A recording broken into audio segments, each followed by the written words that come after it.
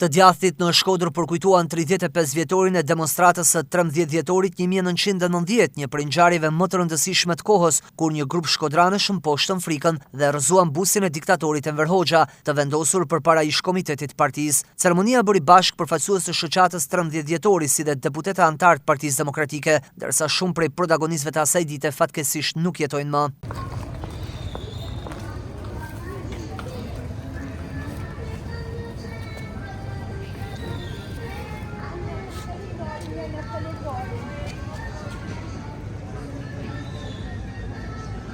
Zhgënjimi është prezent tek ata që besuan dhe shpresuan se pas atyre lëvizjeve Shqipëria do të lindte pas të shkuarën, por që fatkeqësisht thonë ata ende sot pas 35 vitesh, bijtë e bllokut komunist drejtojnë vendin.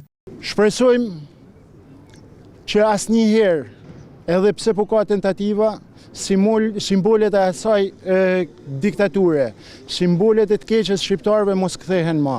Ndryshimet janë të vogla, na prep jena në një diktaturë. Çdo gjë është e kapur nga Partia Shtet, ashtu siç ishte 35 vite më parë. Sot ne përkujtojmë trimninë e atyre burrave dhe grave të qytetit tonë dhe evokojmë atë ditë që të rikthehet prapë në zemrat dhe në shpirtin e shqiptarëve. Kjo është një ditë e shënuar në fakt dhe Shkodra nuk i ka të pakta këto ditë përkujtimore.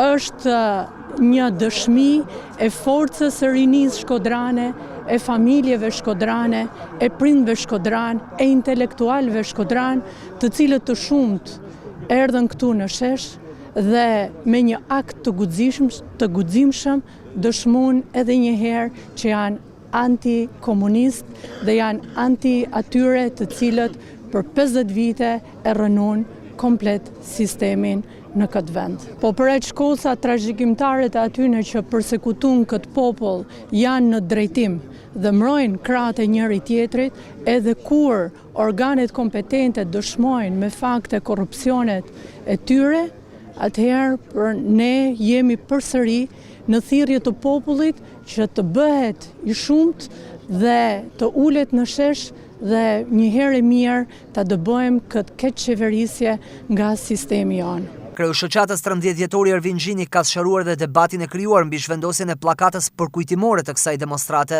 Nuk ka pas debat, ka pas një keqkuptim. Sot ato që mungojnë janë të justifikuar sepse